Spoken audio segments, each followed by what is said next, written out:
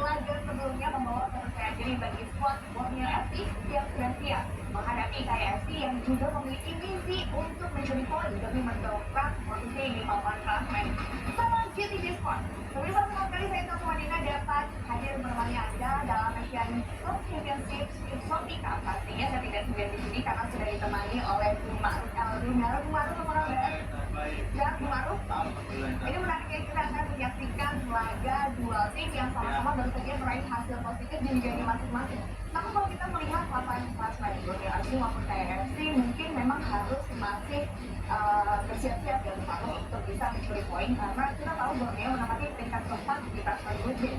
Ini artinya Borneo harus bisa merebut hasil maksimal untuk bisa mendongkrak posisi karena hanya dua saja di papan klasemen yang bisa lolos ke babak selanjutnya. Ya, kalau kita lihat perjalanan dari tim Borneo FC di ajang Asian ini memang agak tidak bisa dikatakan terlalu mulus karena ketika pertandingan dijalani mereka akan mendapatkan satu kemenangan, dua kemenangan lainnya terutama ketika mereka menghadapi Gurira kemudian menghadapi Kuala Lumpur, Borneo mengalami kekalahan. Yang menjadi catatan kemudian adalah dengan dua kekalahan itu membuat posisi mereka tidak sebenarnya nyaman. Kalau kita lihat dari situasi misalnya, karena Borneo kalah dari Kuala Lumpur kemudian dengan Gurira, mereka sekarang berada di peringkat 14 sementara. Tetapi jangan lupa bahwa perolehan poinnya tidak terlalu berbeda jauh.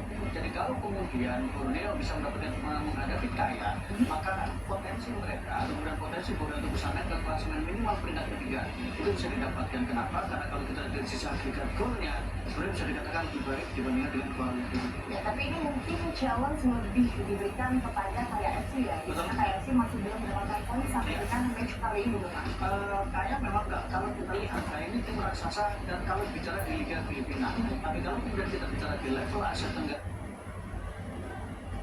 isu-isu pada saat ini kan bukan terjadi pada saat pemerintah Pak Prabowo seperti Pagar Laut dan kami dari DPR juga sudah menerima statement dari pemerintah bahwa mereka akan tegas membatalkan sertifikat yang ada.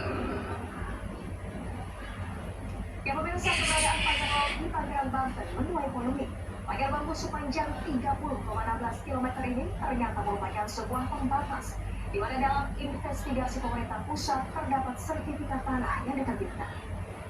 Sebelah kanannya itu, Ibu Ketua, juga dipagar dengan panjang yang hampir sama dan itu punya swasta.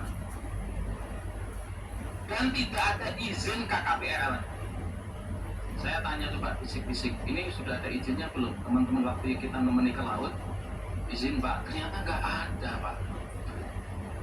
Polemik pagar laut dengan perizinan kontroversialnya terus dibahas di rapat kerja Komisi 4 DPR RI bersama Kementerian Kelautan dan Perikanan RI. Pagar laut bambu yang membentang sepanjang 30,16 km ini sebelumnya sudah dilaporkan sejak bulan Agustus 2024 silam. Namun mirisnya, di tengah upaya penyegelan dan pembongkaran pagar laut, sejumlah titik ternyata memiliki sertifikat hak guna bangunan dan sertifikat hak milik sebanyak